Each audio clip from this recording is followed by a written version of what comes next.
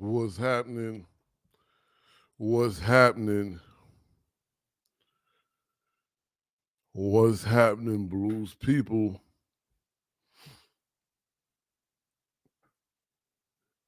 This is Jack Dapper Blues Heritage Preservation Radio. We're gonna do a little talking this evening. What's going on with y'all? How you doing? How you been?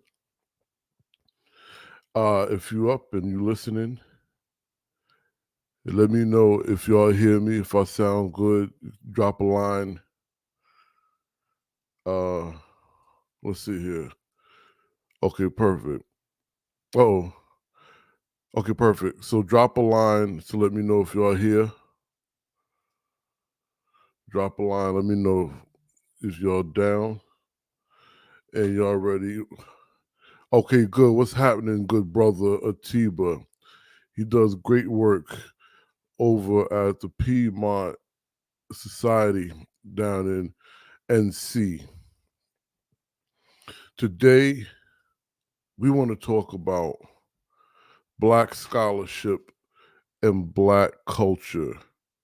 Today, we're going to talk about Black scholarship and Black culture. And this can go many ways, right? I know you, because like, well, what about Black scholarship and Black culture? And we're going to talk about music because we're going a lot of talking today. I'm not playing music, uh, as in literally, I'm not going to sing and play, nor will I be playing any songs. But listen out. I'm going to interview our sister Candace Ivory, and we're going to talk about her new album out that honors and venerates Memphis Minnie. And I will be interviewing my good brother, Professor Harp, soon too. So listen out for those two. But today, tonight, this evening, depending on where you're listening from, we will be speaking about Black scholarship and Black culture. But from what angle will we be having this conversation is the question. There's a couple of angles this question or this topic comes from, right? Um, and the first I would like to discuss is the Black scholars, but in what vein, right? In what vein are we discussing Black scholars when we talk about Black scholarship and Black culture? So many of us that are Black academic scholars or working towards being Black academic scholars are also active practitioners in our culture and traditions, right? So we participate in our folk music, we participate in our folk art, we participate in whatever expression or practice you give a title to try to understand what it is. A lot of us that are scholars practice or disseminate Black scholarship are also active practitioners. Okay. So some of us are in the academy and in the public space simultaneously. Some of us are in one or the other. Some of us are just community scholars. And when I say just, that is not taking them down a tier. That does mean that is just the area that they focus on, the space they work in. And again, a lot of these titles are so people can classify or put into categories different things, right? So the community scholar, which is someone who has knowledge of the methods, the theories, but it could be considered not a quote unquote formal educational training going through the academy, if you will, going through undergraduate, graduate, doctorate, and things like this.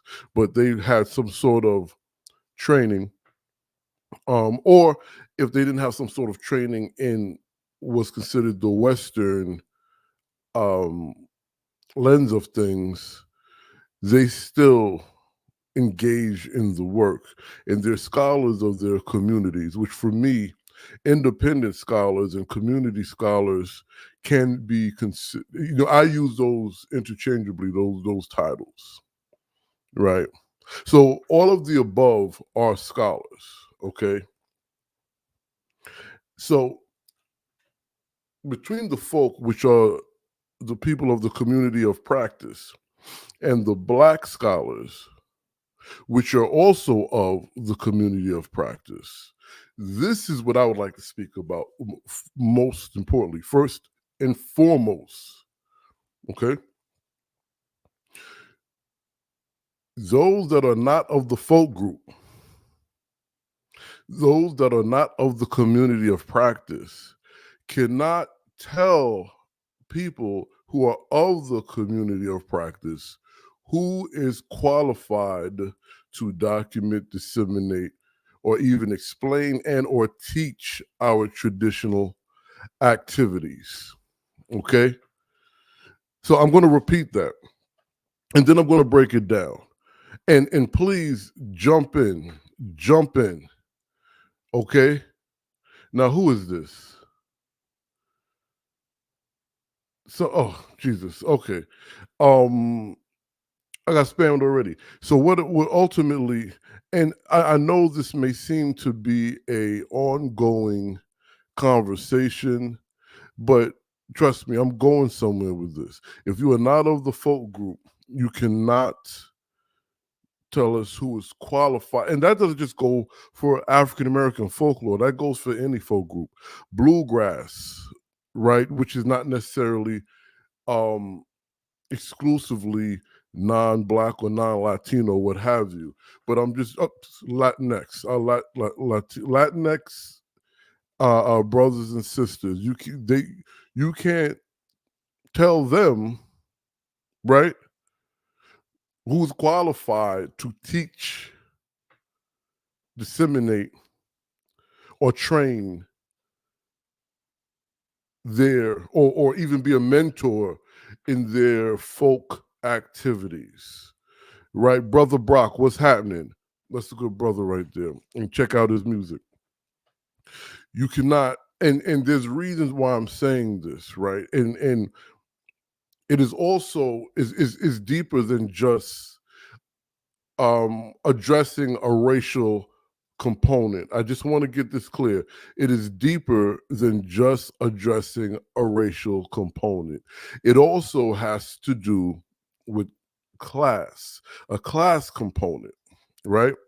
Now, understand that there's internal classism, internal colorism that our folk group are dealing with and has been dealing with since the era of the brown paper bag tests, right? But that's not what we're talking about right now, because being part of the academy, if you will, Black scholars, Black scholarship, we engage on a daily basis in the platform, in the space of Western lens education and culture. So a lot of times, non-European, non-white cultures are viewed through the lens of, or based on the lens of, European or Western views, rather than viewed or approached through the lens, understanding of Black folklore and the diaspora of Black is not just globally, but it is nationally, intercontinentally, right? That's also a diaspora, the Black diaspora of the Americas. We're going to talk about that another time, because that's a whole different rabbit hole. But the point I'm making is, though we have internal issues, the external lens approaches our tradition, our folklore, our culture, and our people as monolithic. We discussed that as well, right? So what happens in this case is, in that approach, one of the major malfunctions is when someone is telling a black scholar that another black scholar is not qualified to teach, mentor, or give tricks of the trade of black folk music, black folklore, whatever it is that happens on the ground. And the rationale is, well, they're educated. They were classically or technically trained. So they're black, but they're middle class black. So they're not qualified to teach or mentor or disseminate or what have you, this black uh, folk life of practice. And I'm here tonight to dismantle that fully. I'm here to dismantle that fully. Okay. Black scholars who have been musically trained can definitely teach, encourage, mentor, and provide tricks of the trade to add nuances and extreme dynamics to the writing, playing, and performing style of Black traditional music. Let's just start right there. Let's just start right there. A Black person, African American, an Indian American, African, Caribbean, whatever, Black Southern, Black Northern, Northeastern, whatever regional cultural expression you participate in. If you are a Black scholar, meaning you were trained, you were taught, you were classically trained, you were formally instructed to what the mainstream idea of music education or playwright or whatever the case it is, right? Or we're going to get into this. That does not mean that you are not deemed qualified to teach the folk tradition down here on the ground. And whoever says that, whether they're knowingly or unknowingly, they are spreading a white supremacist view of folk tradition being shared. Okay? Now, so for me, we can start with hip hop. I learned how to count and write bars in the project hallways of one of the worst neighborhoods in Brooklyn. But then a lot of my cultural lessons and experiences in that tradition and traditional expression comes from the people in the places, in these locations, right? Predominantly New York, but then it travels. New Orleans, right? Like I remember being 12 years old in New Orleans with my cousin who worked in a group home. And it was late, it was at night, only a few of us. And, kind of battle rap, but not really battle rapping, talking about it, doing some raps, whatever have you. And these young men on bicycles rolled up to the window and was like, yo, I heard you. This is in New Orleans. You understand? Yo, I heard you. And this is like 1984. I heard you. And I kind of, we kind of get it in too, could we? So then, my cousin was a counselor. So he and the other counselor was like, yo, y'all come in and we can do this, And the dude that rode up on the bike, now let me just set the stage, because here's something that we have to, when you're listening to stories ethnographic documentations or interviews. There's different pieces of information that gives a story that tells you different things. So my man had a BVD T-shirt, right? He had a BVD T-shirt. So those of you that in my age group or a little older that grew up in this space, you know what that means. It's a satin T-shirt. He had the waves and the little puff in the back. I forgot what they called. Those of you who knew of early New Edition and their hairstyle, this is what the brother was rocking. And then he was doing a beatbox to a Run DMC song called Perfection, which is not an easy song to do a beatbox to. And this is in New Orleans in 1984, right? Then, we could talk about Georgia, North Carolina, all these different places, upstate New York. But what I say all this to say, as my life and experience and my journey evolved, adjusted to the different level of experiences, will a non folk group member, now that I could consider myself a Black scholar who engages in Black scholarship of my Black culture, I wouldn't say middle class, right? But I would say educated. Would that be considered I cannot mentor, train, teach, or share different experiences, that I can guide an upcoming lyricist, songwriter, playwright?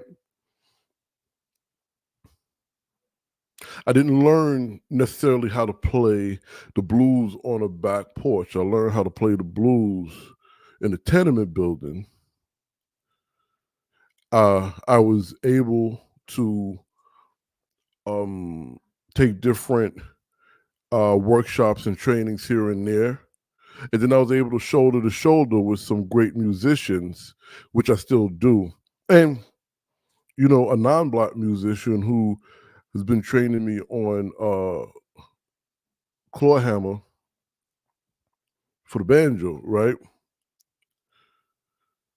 So, I mean, having these experiences, working towards Black scholarship, does that make me less qualified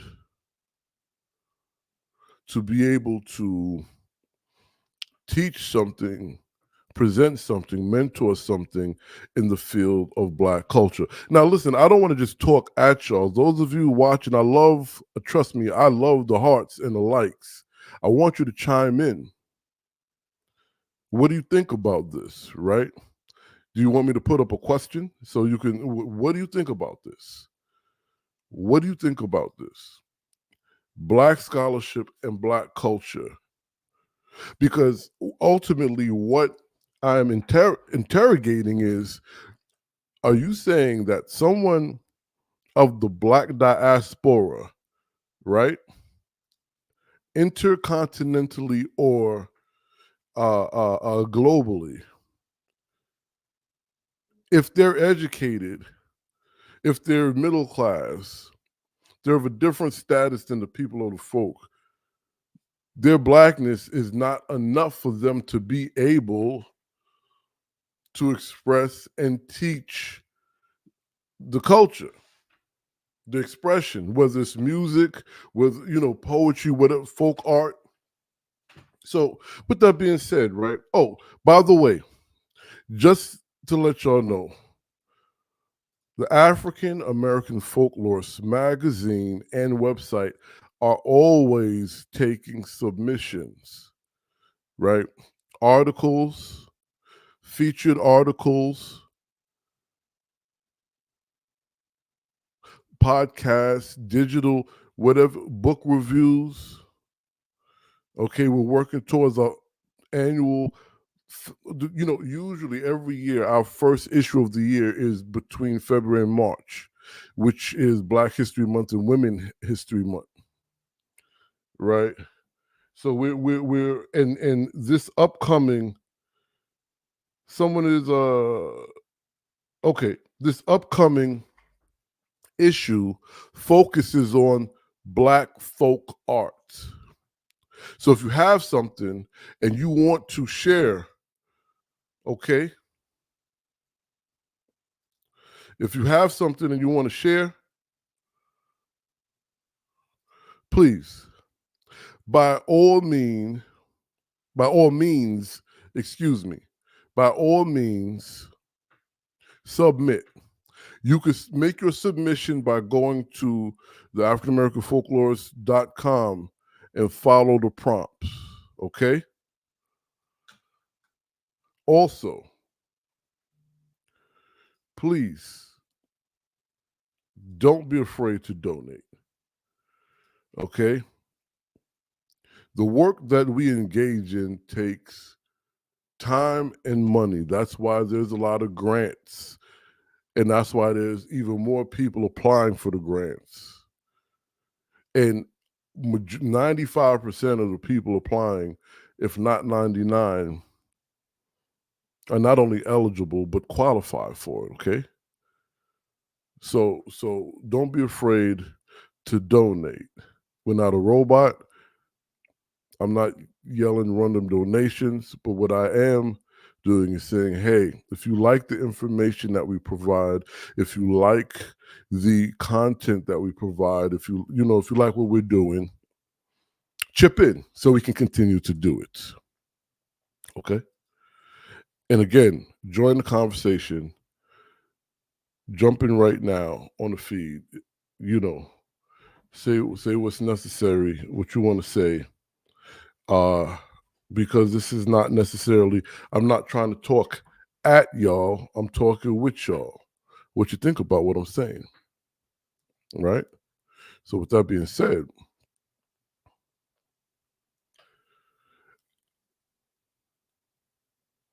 I left off talking about, prior to encouraging you all to submit, my experience in rap and my experience in blues, right? And the reason why I did that is because, there's this idea, there's this idea that there's just one version or one way to be Black. Now, mind you, it's convoluted and it's complicated, right? And we can look at Black Swan Records to kind of discuss that complication, right? Because now you have a situation like Black Swan Records, who, okay. I was just getting a message and I was checking it up. I'm sorry.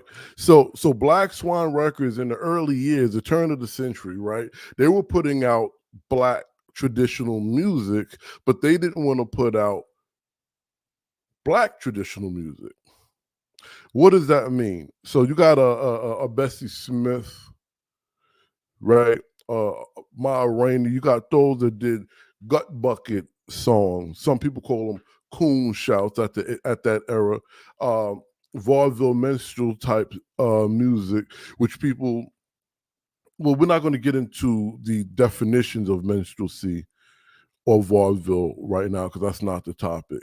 However, what the topic is, you had Black Swan Records that wanted to put out Black music, but they wanted to put out Black music that was consumable to a white audience. So that right there separates the idea and the sound of what traditional Black music is. Okay? Because then there's also the backwoods Black music, the music that you hear in the Black spaces. Okay? And I'm sharing this to set this up because what my point of that statement is, this is not a new concept on the inner workings of Black culture, Black business, and Black scholarship, because even W.E.B. Du Bois, Booker T. Washington, Marcus Garvey was having this discussion, right? Even Anna Julia Cooper, um, Paul Dunbar, and quite a few others were having this discussion. So I don't want to make it seem like this is a new concept. However, what I am saying is that this day and age, we gotta 10 toes down, at least as we work internally. Externally, we have to address this. So as I'm addressing this, we what I would like you guys to understand is whether you were doing what's considered authentic black music, not commodified authentic black music. That does not mean you were not trained in some way to perform the music. You were not trained in some way to act. You were not trained in some way to write. This idea of the mystical Negro, this idea of okay, you have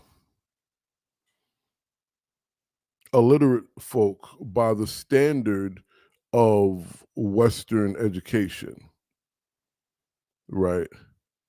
But and I did an interview recently with this young brother out of Mississippi who comes out to church, and he also went to school and had formal music training. So he has church music training and what we could say formal classical music training. And I asked him, what is the difference? We're going somewhere here. It may sound like I'm all over the place, but I'm not. We're going somewhere here. So I asked him, what was the difference between the two?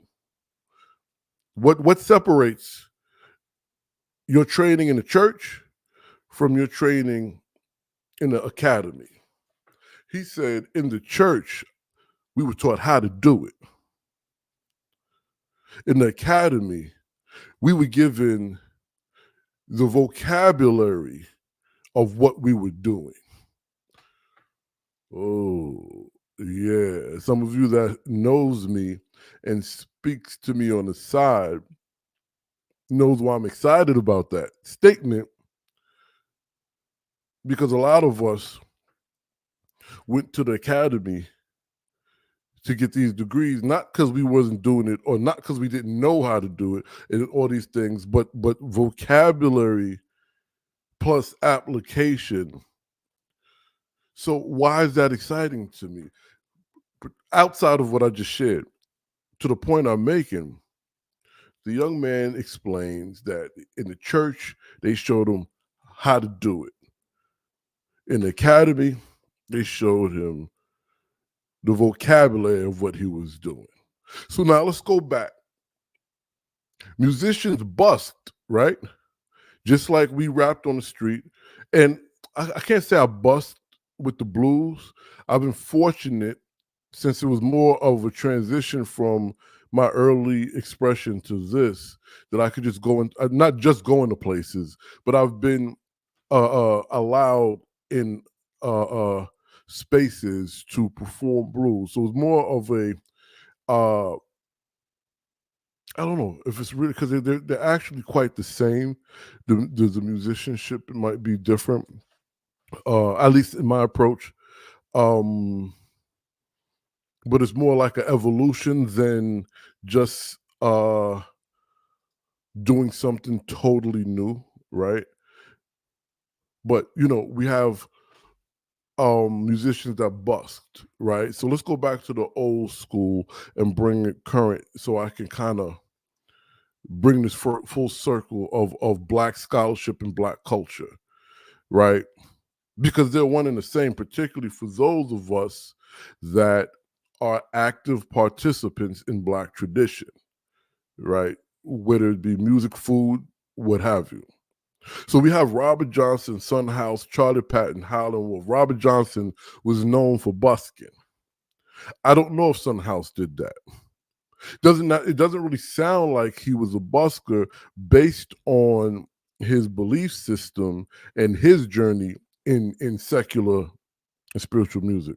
I'm not sure if Charlie Patton was a busker. I believe I don't know if Howlin' Wolf was a busker. Robert Johnson, I know for a fact, bust, right? And now, with that being said, we can go down the list of the many blues musicians of those days that were considered illiterate. Illiterate. Robert Johnson was considered illiterate, even though he was an avid reader. I speak about this all the time. But the reason why I mention these gentlemen because they all had some sort of formal music training, whether it was church style or school style, academy style. But they were musicians of practice, meaning they were practitioners of the folk activities and the folk group. Robert Johnson was taught how to play the guitar by a musician. I believe in Arkansas, if I'm not mistaken. He was a piano musician, if I'm not mistaken. But he was formally trained how to play this thing. Now, was he formally trained like the academy or like the church? I bet it was like the church, but that's still a form of formal training. Son House was as well. Howlin' Wolf was taught by Charlie Patton, and we can go down the list. And we can also connect who's at the top of that pyramid if we really wanted to, but that's not what this is about. What this is about is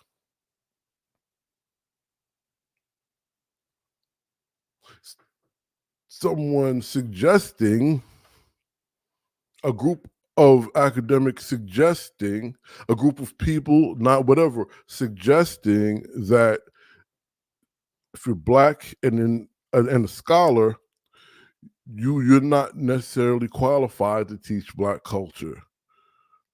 And that is not true.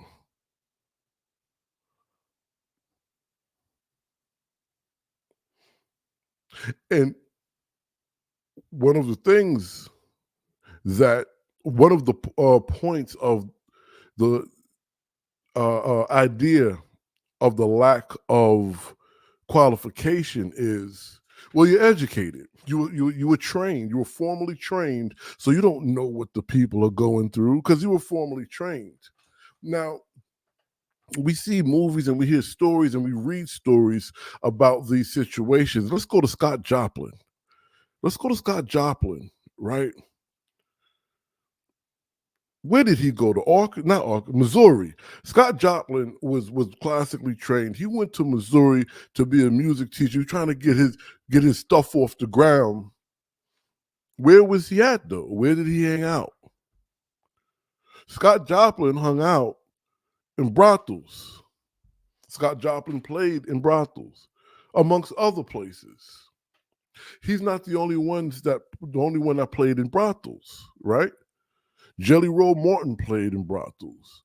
Leadbelly played at hoedowns and brothels. Buddy Bolden, who does not get the props that he should,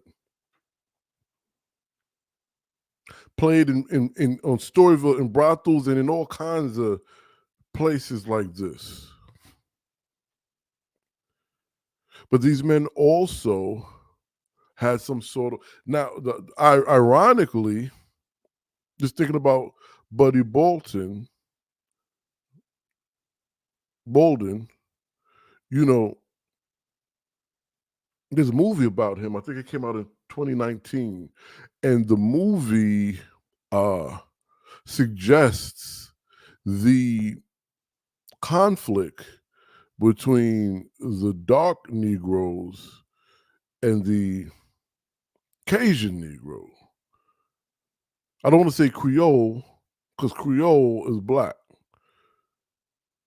The Cajun Negro, which would be the one drop Negro, the lighter Negro, the Negro that at one time was allowed in Massa House, juxtaposed to the darker Negro, The Cajun Negro who were sent by their white father or mother, I just say or mostly white father. There was white mothers, but that's again another conversation. Sent to France and these places in Europe to really be quote unquote classically trained in Western music, musicianship. Then they come back to America and they're playing. And now this is before Jim Crow, because when Jim Crow comes, those Cajun Negroes find out that they're Negroes, right? Regardless of, because again, there is the brown paper bag, and this was part of it, right? So I'm setting this up again because you're looking at two formally trained versions of Black musicians that both are qualified to not only just teach Black traditional music, but the culture, the tradition of folk life, the folklore.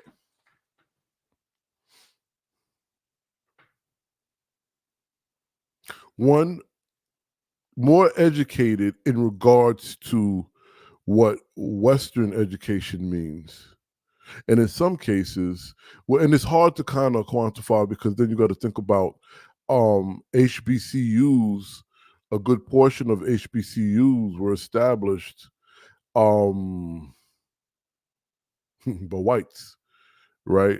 Or what they would call now diverse organizations, right?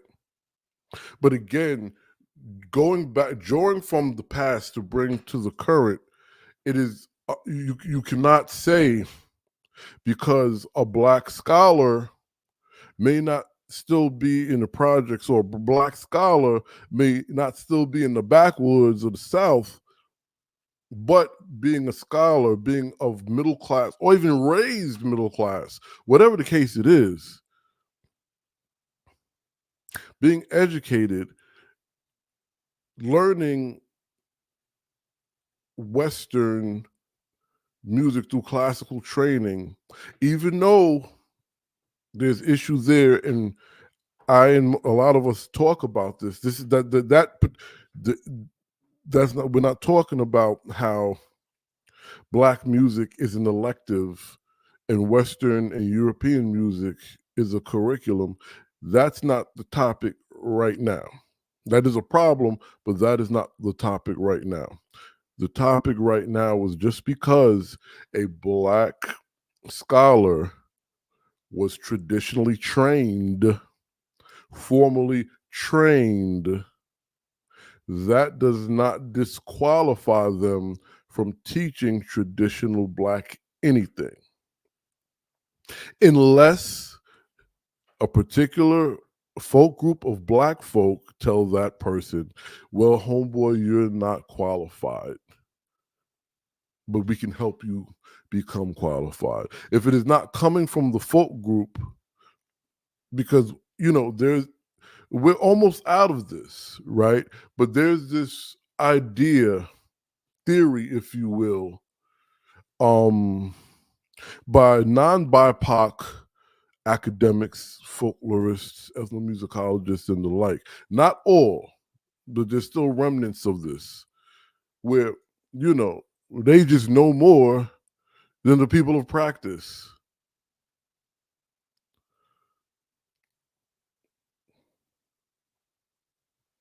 You know, look, let me explain. Let me share this.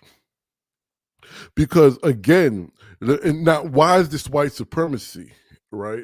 And please, non-Black folk, white folk that mess with me, meaning that whether it's personal friendship, whether it's academic, whether it's musically, we've had conversations. I'm not talking to or about y'all, okay? Let's get that straight. I'm not talking to or about y'all, right? because just on the side note before I keep going, I have to make this disclaimer. When the term white supremacist, when the term racism, when the term this, whatever the term it is, whether it's about black, white, yellow, whatever, it's usually spoken and received as a blanket statement. Everyone does not fall into these categories. Okay? A lot of the work that I do is to inform all groups, give an understanding to all groups. I function for my folk group, but I look to inform all groups to have, do you understand? So now, with that being said, this idea of black scholars not being qualified to teach, engage, or disseminate black culture is a form of oppression and white supremacy, because now you're functioning under the assumption most black folk that engage in their tradition has no sort of education. You're under the mindset that black folk that were able to or had the discipline to master something didn't have the agency to get an education. So what you're saying is, oh, to be able to learn the real and authentic black culture, you got to go speak to an a illiterate person. So you're calling black folk of practice illiterate.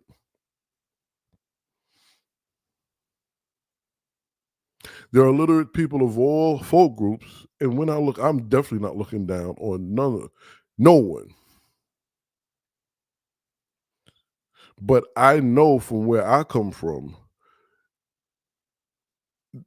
there are people that may not have gone to the academic institution of a university, but they went to another institution that mirrors that, which is a prison system, and they have more scholarship than people from the academy. And that's just one example. So I think about Nama. Why do I think about Nama? Again, join the conversation. My brother Brock said there's a lot of information. So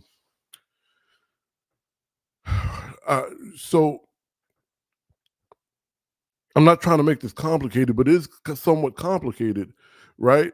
Because through a Western lens, some of these folk may be illiterate. But this also functions like the word obscure. To the white folklorists and ethnomusicologists of centuries old to now,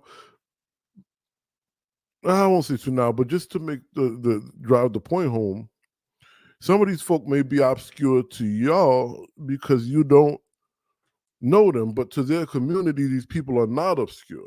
It is the same thing when you're saying someone is too educated to be able to teach a black culture, but they're a practitioner of the culture, and the folk group has qualified them to teach the music or to teach the art form or whatever it is. So let's just talk about black music for a moment and this idea of not being educated. So if you're not educated, you're not the real thing. I already mentioned Scott Joplin, right? But let's talk about some others. Lester Boone, Dickie Wells, Eubie Blake, James Europe Reese, right? Jelly Roll Martin, who we already brought up again. These are black musicians and some Afro-Latino musicians that were part of the New Amsterdam Musical Association. Now, what is the New Amsterdam Musical Association? I'm going to actually add that as a banner so you guys can see where you can go look them up. Okay. The New Amsterdam Musical Association was founded in 1904. Actually, it was before then, in the late 1800s. It was established in the late 1800s, and then fully formulated in 1904. Okay, by two black and one Afro Latino. The original formula, the three gentlemen who founded this organization. Okay, now if you want to go check out um right here, Jack Dapper Blues Heritage Preservation Radio on Spotify, you can find my piece on Nama, where the former vice president King Kataki uh breaks down the history and the definition of Nama. But what I want to get to right now, at the time, the purpose of the formulation of the New Amsterdam Musical Association was in the 1800s and early 1900s. If you were not in a musicians union, you could not perform professionally. And you could not be in the musicians union if you could not read and write music and compose music and read notation and things of this nature. So that means you have a group of blacks that, because they could not get into the regular union because they were black and Latino, and so they formulate this the very first colored musicians union. The second one comes out of upstate, I think Rochester, which is actually called the Colors Musician Union. And you can find that article on the African American Folklorist, written by our dear brother, brother Doug, who hosts the Black and Blues radio show. These organizations were founded so educated black musicians can work. And when I say educated, understand something. Understand what I mean. That was kind of condescending intentionally. Because what I'm getting to is to be told that a black man or woman who was classically trained can't teach you the real blues or the real jazz or the real whatever. But in one of the most uh when racism was legal and these men and women were educated and classically trained as well as community trained, and then they had the wherewithal to formulate a union, and then they were able to work and manage this business. How can you say that a someone of a black scholarship can't teach or mentor or instruct black culture?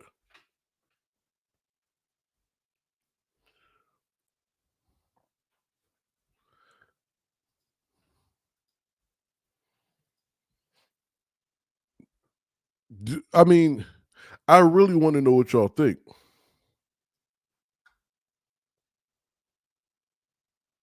Again, a lot of these folk, so a lot of these folk, and to this day, and it's not as bad. And when I say it's not as bad, I probably don't, I don't know. I know in my younger days, some of the places that we had to go to perform or see performances was really sketchy, to say the least. And I know that was how it was back in the day. I mean, you were performing in brothels, for Christ's sake, right? But now you have um, people of the hood and then educated folk of the hood. And also remember, and Sterling Brown, the poet, Langston Hughes, the poet, and both of them writers. Um, One black scholar and folklorist and ethnomusicologist and cultural anthropologist that everyone loves to celebrate. Um, Non-BIPOC people love celebrating this woman, rightfully so. But we got to keep how we say we got to keep it a buck on how she moved. Zora Neale Hurston. Zora Neale Hurston was of the Academy and of the people. And when I mean of the people, she was frolicking in places that most people just would not go. But is she qualified to teach black culture? Absolutely. And she was very educated.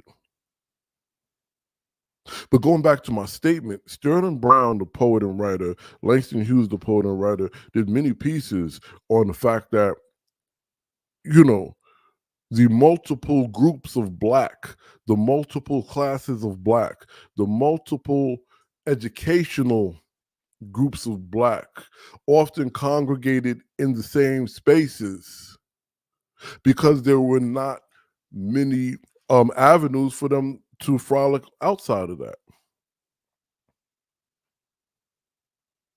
So here we have another version of cultural exchange within the folk group, yet again qualifying black scholars, community scholars, and community folk to be able to teach, mentor, and show how to express, perform black culture.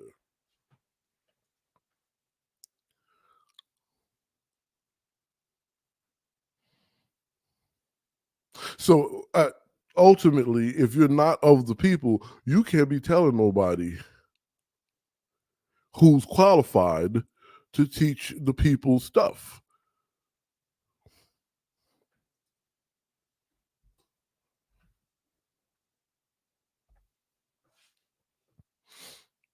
John Wesley Work. I speak about Mr. Work often. Oh, by the way, have you been to the Jack Dapper Blues store? Yeah, I know. I just jumped around. You should go to the store because wintertime's coming. We have well, wintertime is pretty much here, right? Christmas is here. The New Year's is coming. We have hoodies, um, different versions of hoodies, African American folklore hoodies, Jack Dapper Blues hoodies. Um, Blues music is Black History hoodies, T-shirts. Um, we have mouse pads. We have mugs.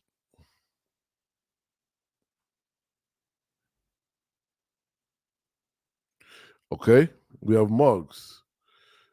You can go to our Jack Dapper Blues website or our Jack Dapper Blues or African American folklorists um,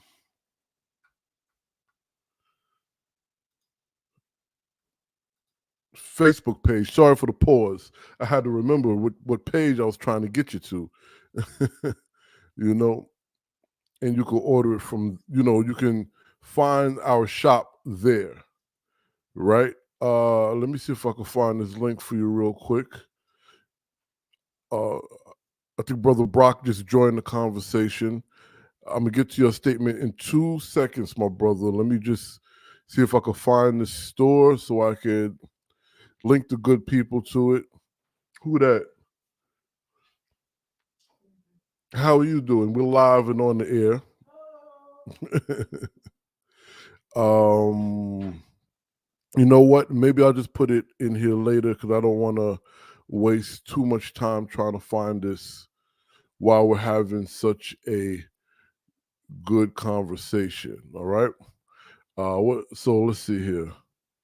Brother Brock, our music has Brother Aaron, what's happening?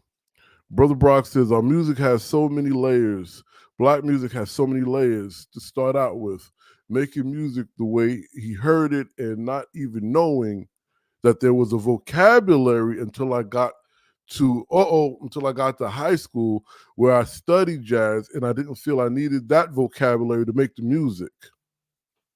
Right? I make today sometimes I use it, right?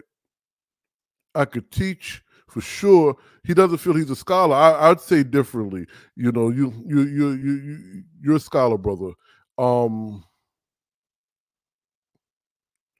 Hard to get out a real question because there's so many layers on black music. Yes, there is a lot of layers of black music. There's a lot of layers of and this is what I'm taught. See, thank you for saying that. Let me put that back up because I want you to so many layers on black music. And so he got me stuttering because here's the issue. There is multiple layers of black music because there's multiple groups of black folk, multiple educational levels, multiple social levels, multiple financial levels, multiple classes. But there's so many, we're not, this is not a monolithic group. So now when we going back to John Wesley Work, who I love to speak about, because John Wesley Work comes from a family of generational uh, wealth of knowledge, right? His people was there at the establishment of Fisk University. His people was there at the establishment of the Fisk Jubilee Sing, excuse me. Excuse me, right? His people were not just there, they were active participants in helping move this dial forward. Then he comes along, graduates from some of the most prestigious musical academies in New York and in Fisk. Then he becomes a doctor, and he's teaching at Fisk, established programs at Fisk, and he begins documenting black music. Now, come on. The guy knows the blues. He grew up in the blues. He knows gospel. He grew up in the gospel. He knows hymns. He grew up in the hymns. He knows the backwood, gut bucket, hootin' hollin' spirituals. Okay? So he goes on to document the many layers. We're going to go with that, Brother Brock. The many layers of black music he goes on to document. Then he begins to do what we call an audio ethnographic reflexive piece, meaning he writes his experience in these spaces based on the work he was doing. And see, and man, this is a great book to get. Shirley Moody Turner writes a great book on and there's another piece by Sister Ebony Bailey. Black scholarship as it pertains to folklore, as it pertains to anthropology, as it pertains to literature, psychology, sociology, and all the ologies. Black scholarship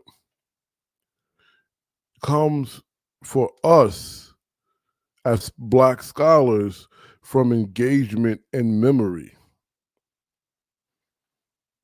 Most, and I'm not saying non-BIPOC and just Black scholars don't engage in their folklore and folk life and things of this nature, but often enough, non-people of color, white folklorists, white scholars usually are interrogating, interpreting, and documenting someone else's.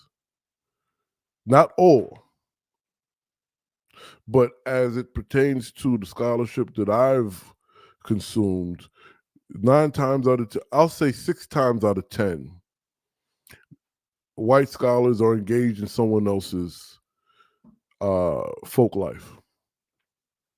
Where black scholarship has always been based on the forward movement of black life. So black scholars have always been fully engaged in black folk life, black folklore, black tradition, and all the other ologies that I've mentioned, right? So now when we look at John Wesley work, who was engaged in black folk life, black education, black literature, black music, black composition, black education, he sees a difference in the education. So now, excuse me, as someone says to me that an educated black person can't teach um, a folk style of blues or a folk style of black music, John Wesley work, and I said this before, makes a clear distinction between the people of the blues and the people of the cloth, people of education and people with a lack of education in a depressive state.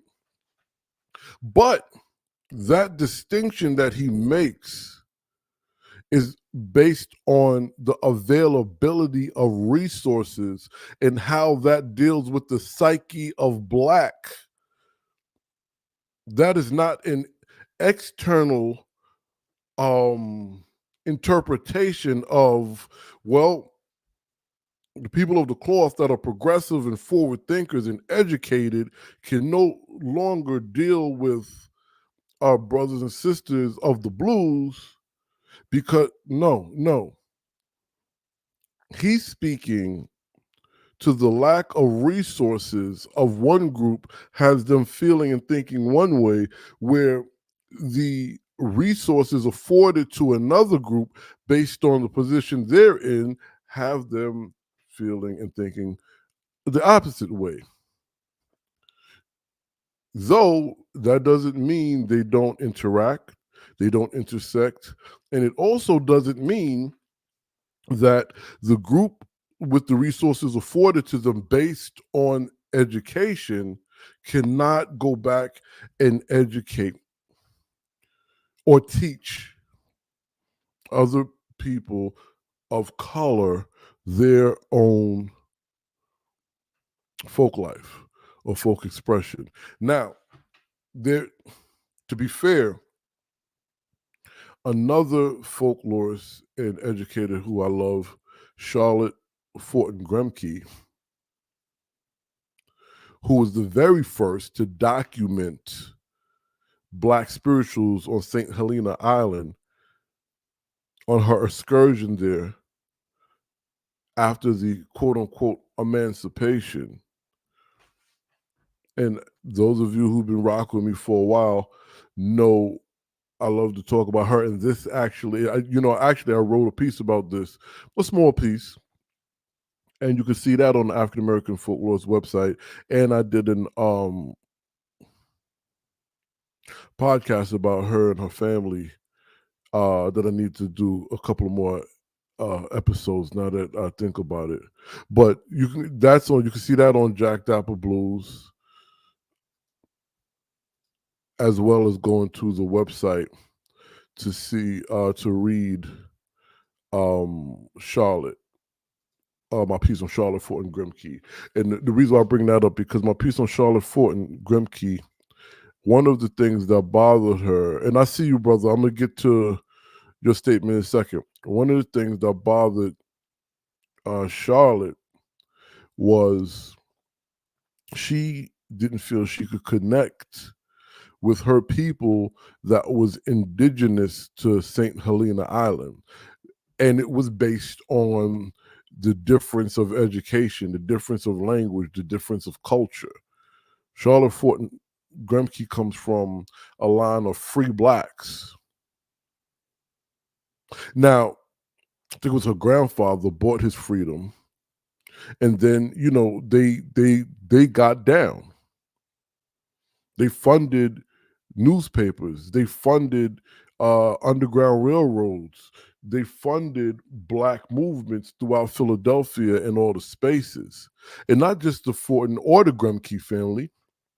Yes, she kept her maiden name and took her married name, but the elite blacks that were their counterparts got together and they funded these movements, you know, and in Philadelphia, it may not. I don't know if it worked that way, but in St. Helena Island, she felt a way because she couldn't connect the way she wanted to who she thought was her people, which was the black natives of that land, and she had more of a connection to the white educators there. So we do see the other side of the coin. But again, that does not make it where another black scholar cannot teach black tradition. And for what it's worth, Charlotte Fortin Gremke has taught us black tradition of that time and that space and that place from her people, those same people she felt she couldn't connect with. She did receive what those songs were, what they meant. She did receive the black experience at that time because she wrote a lot about the different cases and things that was happening. Let's see what my brother says here. Okay, so Bronco, you were talking about white supremacy. I'm sorry, I was reading it, then I realized I should be reading this out loud instead of reading it together, like, silent. So you were talking about white supremacy. I believe that once we are studied, which happened a lot with our culture, it's studied by white people. They look to validate themselves in the arena. Okay, so yes. I speak about this every so often, not too often that much anymore. Early on in my transition from community scholar and blues practitioner to utilizing the term public applied folklorist and music practitioner and a scholar. That transition comes from arguing with white male scholars, jockeying to be the best person to tell the black story. So yeah, you're absolutely right. And these guys were like, they, man, they were out for the kill. There's like, I tell the black story better than you. I mean, they might as well have said that. I know the black story, and it's not just this entire the Western education is pretty much set up with the lens of sending out people to treat everyone who was not of Western civilization as other, right? So even though my focus is black folklore, black folk life, and everything that has to do with that, that doesn't mean that your folk group, your people, your nationality, whatever have you, did not face these things, and I'm not omitting your story and what happened to you, right? We know how this works. But going back to John Wesley work, he recorded all types of black traditional music and the multiple social and class groups of black. And he actually states, and it's actually stated, I don't want to misquote, but it was definitely stated that his issue with working with Alan Lomax, if I'm not mistaken, was John Wesley work was tracking the progression of black music and black people, while Alan was tracking past and continuing to go past to the back, you know, how it used to be, right? I'm not knocking Alan Lomax or John Lomax at all, right? Their scholarship helps us as well. However, to John Wesley Work's point, When I see certain things that reflect an era that really shouldn't be in existence today, or even 40 years ago, or even 55 years ago, that's a problem, right? Because it's great to see the traditional uh, experience living in its living form, right? And you have multiple class of people, right? But if you know, man, if you show me a Lomax documentary from 41 or 1920, which I'm not saying there's one of that era, I'm just making an example of 1920 Mississippi, right? Alabama.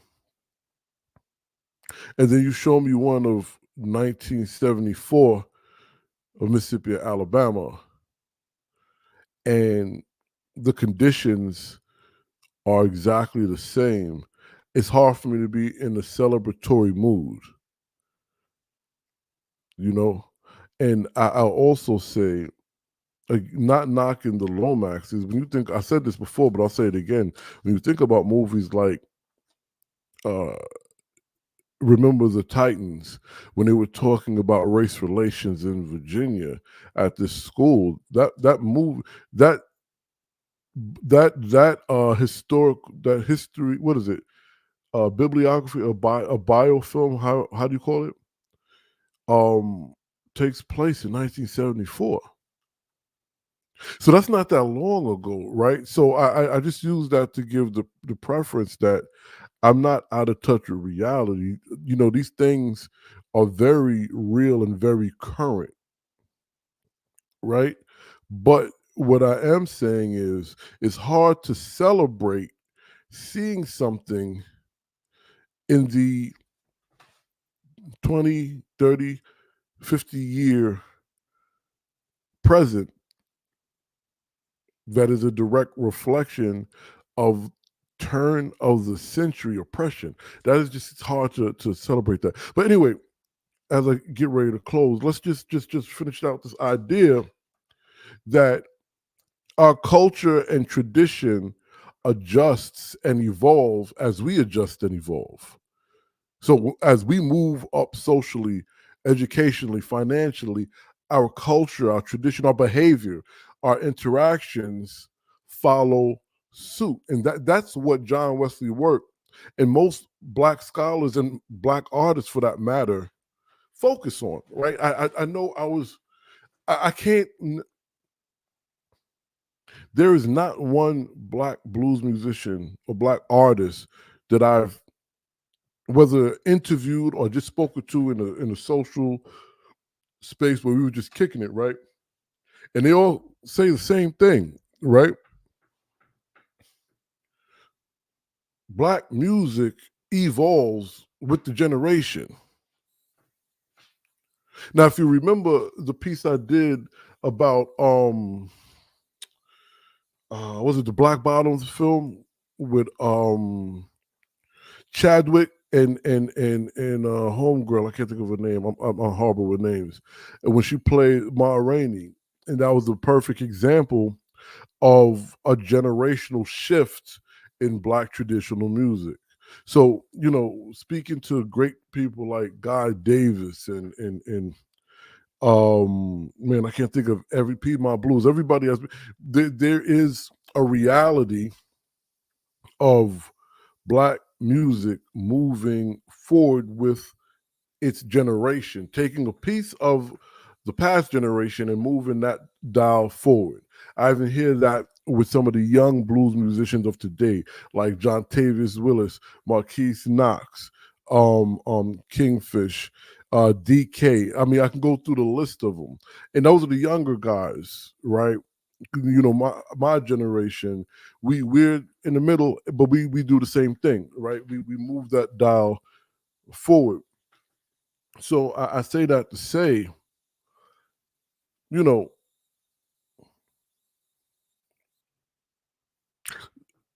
Muddy Waters went from Mississippi to Chicago.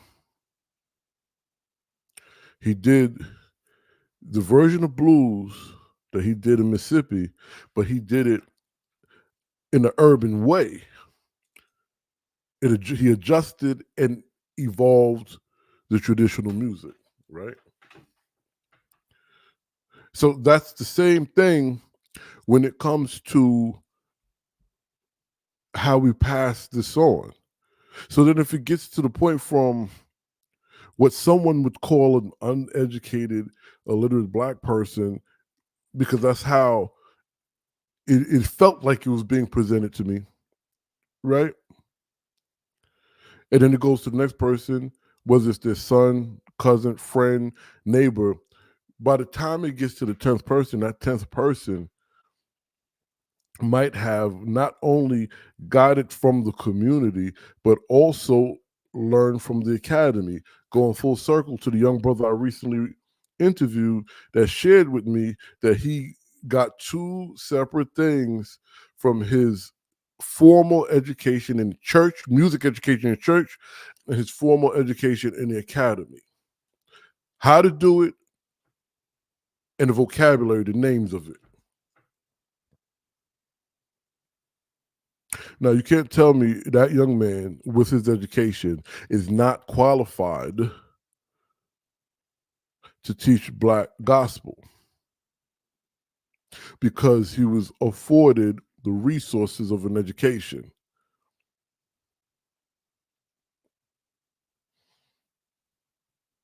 You know, and as you know, as a purist, because I'm a purist. I am. I'm a purist, and sometimes I get on my pulpit, right, my sandbox.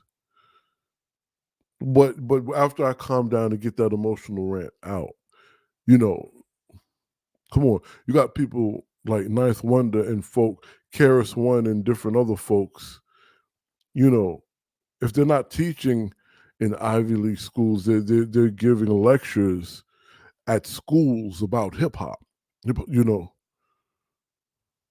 which is considered was not considered. It's a street culture. It's a gang culture.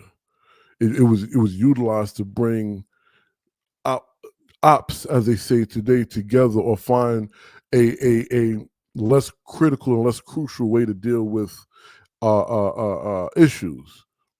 It's also a way to repel and rebel against a system that was targeting black and brown people in a community that lost all its resources, right?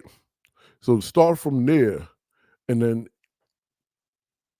it's in an academy taught by people of practice, which I could name some, taught by people of practice. So the blues is the same thing because both come out of these situations, right? And both evolve and both move with. I'm sorry, I'm getting all kinds of prompts from all. I'm streaming on different platforms. I'm getting all kinds of prompts. Sorry, good folk. So ultimately, with that being said, if you are not of the folk group, you cannot be telling anybody of the folk group of the community of practice who's qualified based on the outside interpretation, based on education. Not even, and it's not even the lack of. You're an educated black. You can't teach that. What? What are we doing here? Now, I'm not talking about internal issues at the moment. I've brought a couple up, and we can get to that too, but not tonight. We're about to wrap this up. But that's really what I wanted to wrap with y'all about. Black scholars, black scholarship and Black culture. Black scholars can teach Black culture, tradition, and folk expression, especially if they are of practice and are deemed of practice, meaning it's recognized they've been doing this for a long time in a public capacity. All right. So I'm coming back next week. I want y'all to come back and check me out. We're going to be talking about blues and Black music is the new cotton industry. That's what we're going to talk about next week. Blues and Black music, the new cotton industry. And also look out. I said it earlier. I will be interviewing Sister Candace Ivory on her new project, which venerates and honors Memphis Minnie. Check her out and check out that album. It's very necessary. All right. Thanks for rocking and rolling with me. That's right. I said rocking and rolling. Because if you didn't know, there would be no rock and roll if there was no blues. Last night, me and well, I hate to call them kids because they're not kids no more. But me and the youngins was looking at some music, listening and looking at some music videos of Fats Domino, Chuck Berry, Howlin' Wolf, different. Well, we're looking at songs that we can learn, collect as a family to play and stuff. And my daughter is a punk rocker. That's what she's into. So I love showing her uh, these guys that are the father, these guys and girls, these men and women that are the father and mother of rock and roll, who are actually playing rock and roll in real time. You know, so I say I could say rock and roll because I'm still talking about the blues and the blues people, you know. So yeah, thanks for rocking and rolling me. We're gonna be up next week talking about blues and Black music being the new cotton industry, and we're going to interrogate some of the culture, tradition, folklore of that, as well as the realities. All right, y'all have a good night.